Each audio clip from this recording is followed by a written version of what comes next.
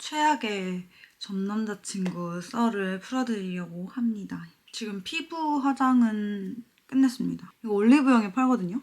진짜 개존맛.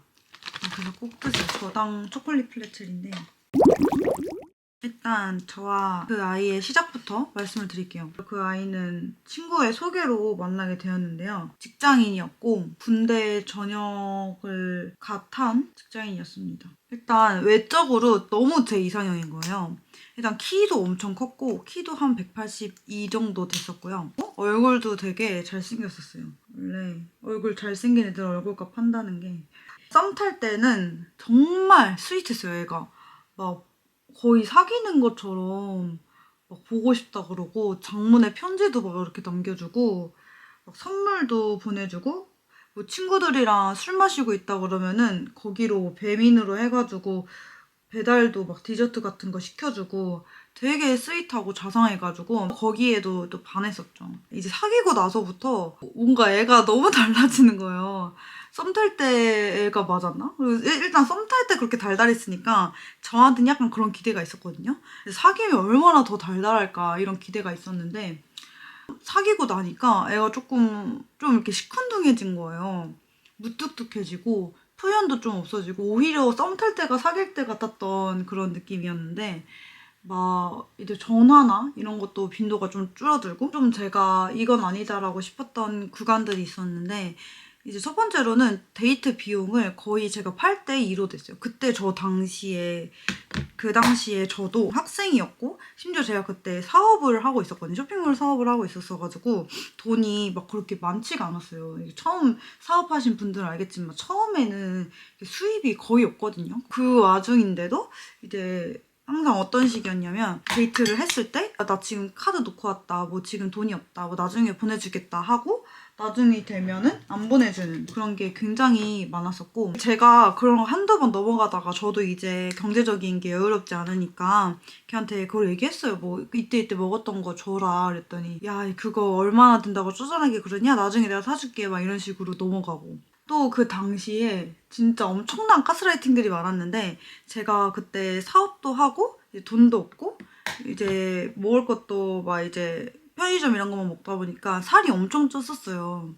살이 거의 한 50kg대 가까이까지 이제 쪘었는데 특히 이제 그 아이를 사귀면서 살이 되게 많이 쪘어요. 왜냐면 연애하면 더 먹고 술도 많이 마시고 이러니까 살이 되게 많이 쪘었는데 막 저한테 연애 썸 탈 때랑 너무 달라진 거 아니냐, 좀 관리 좀 해라 이런 말을 필두로. 근데 그때는 이제 저를 정말 생각해 주는 줄 알고, 왜냐면 제가 모델도 해야 되고 이러니까 저를 생각해 주는 줄 알고 아 고맙다, 내가 다이어트 해보겠다, 관리해보겠다 이런 식으로 넘기고 이제 그런 식으로 했었는데 이제 갈수록 그 강도가 심해지는 거예요. 이제 제가 살이 쪘으니까 치마 같은 거 못 입을 거 아니에요. 지금도 저는 힙한 이런 바지를, 좀 큰 바지를 좋아해가지고 그런 걸 많이 입는데 그때도 이제 그런 걸 입고 데이트를 나가면은 표정부터 막 위아래로 훑으면서 아, 또 이렇게 입고 나왔어? 막 이러는 거예요. 이제 제가 그때 서울에 살았으니까 이제 그 서울 근방에서 약속이 있으면 제 집이랑 가까웠단 말이에요. 그럼 진짜 집으로 돌려보내세요. 집에 가서 옷 갈아입고 오라고, 치마 입고 나오라고 그러는 거예요. 그래가지고 저도 그런 걸 듣다가 한 번은 기분이 나빠서 아니 근데 왜 내가 치마를 입어야 되는데? 그때 심지어 겨울이었어. 난 춥고 바지 입고 싶다 했더니 그때서야 제 눈치 살살 살피면서 아이 너는 치마 입을 때가 이쁘니까 그렇지 막 그러는 거예요. 근데 그걸 또 제가 들어줬어. 그래가지고 맨날 치마 입고 나오고 그 이후로 그렇게 연애를 하다가 사건이 이제 터지게 됩니다. 걔가 이제 직장을 다닌다 그랬었잖아요. 근데 이제 저를 소개시켜줬던 친구가 있었는데 그 친구랑 되게 많이 자주 붙어 다니는 거예요. 근데 뭐 저는 일단 그 친구가 저한테 남자를 소개시켜 줬다는 거는 그 소개시켜준 남자한테는 전혀 그런 사적인 감정이 없으니까 친구로서 저를 소개시켜 준 거 아니에요. 그래서 저는 이제 둘이서 같은 회사고 별 다른 의심 없이 그냥 둘이 같은 회사고 뭐 친하니까 뭐 나 소개시켜줄 정도로 친하니까 그렇게 붙어 다니겠지 해가지고 정말 별 의심을 안 했어요. 그 당시에는 같은 부서고 이러니까 거기서 이제 일적인 거에서 제가 참견을 하면 정말 선을 넘는 거잖아요. 그래서 정말 저는 참견을 안 하고 그러고 있었는데 그리고 그 남자친구가 평소에도 여사친이 정말 많았어요. 그냥 술자리 같은 것도 여사친들이 항상 껴있었고, 여자랑 단둘이 이제 만나는 술자리도 많았었고, 제가 그때 당시에는 여자와 남자 사이에 친구가 있을 수 있지라는 주의여가지고 그런 거를 좀 많이 규제를 안 하려고 들었어요. 그리고 심지어 이제 사회에 나온 지 얼마 안 됐으니까 그런 술자리라던가 친구들 못 만났을 거 아니에요, 많이. 그래서 저는 좀 많이 이해를 하려고 했던 편이어가지고 그런 거를 터치를 안 했었는데, 그날 이제 제 친구랑 제 남자친구랑 단둘이 이제 회사를 끝나고 술을 마신다는 거예요. 처음에 저를 부르긴 했어요. 혜린아, 너도 시간 되면 와, 이런 식으로 했는데 약간 좀 그때부터 살짝 기분이 나빴던 게, 뉘앙스가 약간 우리 둘이 원래 보려고 했는데 너가 시간 되면 와, 이런 뉘앙스인 거예요. 근데 저도 그 사람들과 연관성이 있고 둘이 만약에 먹는 거면 저를 부를 수도 있는 거잖아요. 혜인이랑 같이 먹자라고 했으면 저도 약간 고민을 했을 텐데, 근데 우리 둘이 먹기로 했는데 뭐 너도 시간 되면 와, 이런 식으로 얘기를 하길래 친구가 그냥 둘이 먹고 싶은가 보다, 둘이 뭐 할 얘기가 있나 보다. 저를 부르는 게 약간 예의상 부르는 느낌인 거예요. 그래서 안 갔죠. 둘이 먹으라고 이런 식으로 했죠. 그때 당시에 이제 코로나였어요. 그때 한창 9시면은 이제 영업 제한이 있어가지고 9시면 모든 술집이 문을 닫는 딱 그런 시기였어요. 근데 그때 이제 8시까지 제가 연락이 됐었어요. 그 남자친구랑 뭐 술 마시고 있냐 이런 사진도 보내주고, 뭐 친구랑 같이 있는 사진도 보내주고 이렇게 했었는데, 이제 그러다가 8시 한 40 몇 분부터 연락이 안 되는 거예요.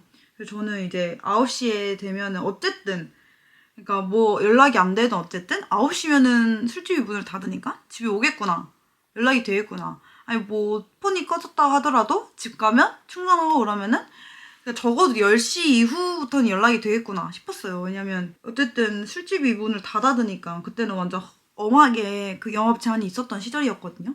그 할 거 하다가 이제 10시가 됐어요. 10시가 됐는데도 전화기가 꺼져 있는 거예요. 전화를 했는데. 톡은 여전히 안 보고 당연히.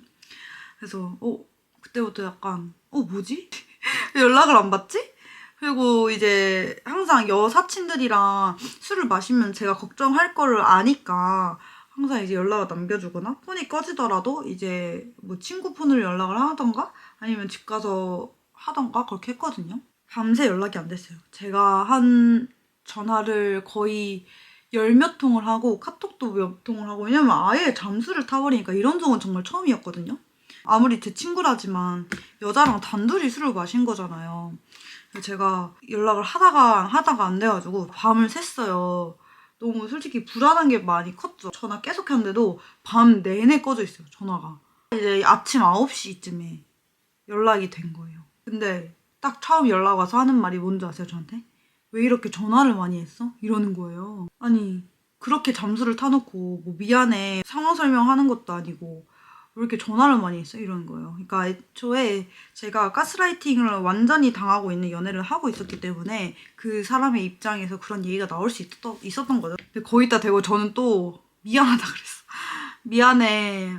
너무 연락이 안 돼서 걱정돼서 그랬어. 이렇게 얘기했거든요. 진짜 개호구였죠. 할 말을 해야겠다 싶어가지고 제가 뭐 했냐, 왜 연락이 안 됐냐 그랬죠. 그랬더니 술 취해가지고 친구 집에서 잤다 이러는 거예요. 친구 누구라고 얘기했어요. 그랬더니 걔가 아니 어제 같이 마신, 예를 들어서 뭐 예진이라고 할게요. 어제 같이 마신 예진이 집에서 잤어 이러는 거예요. 그래서 너무 당당하게 얘기하길래 뭐지? 이게 당당해도 되는 건가? 순간 헷갈리는 거예요.